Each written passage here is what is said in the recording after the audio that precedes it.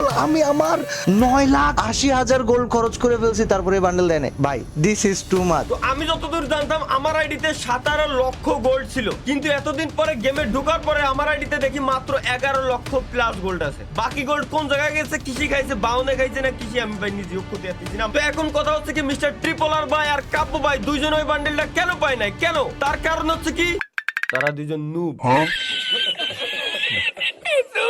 ভাই এই বান্ডেল পাওয়ার একটা গোপন টিপস এন্ড ট্রিক্স আছে, যেটা ভাই একমাত্র আমি জানি, অন্য কেউ জানে না। এই বান্ডেলটা নিতে গেলে প্রফেশনাল ভাবে স্পিন করতে হবে।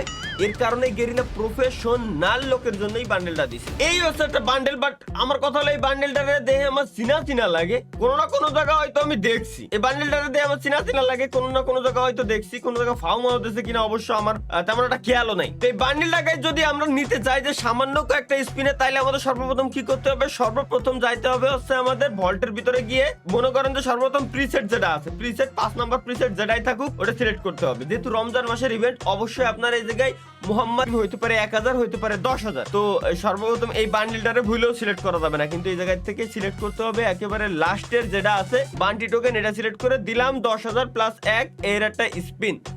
আমি জানি গাইস গেরিনা আমারে দিয়ে দেবে, ওরা আমারে খুব ভালোবাসে। ওরা যদি আমারে ভালো না বাসে তাহলে ওদের নানির খালি ঘর দেশে দেশে দিয়ে দেশ 100%।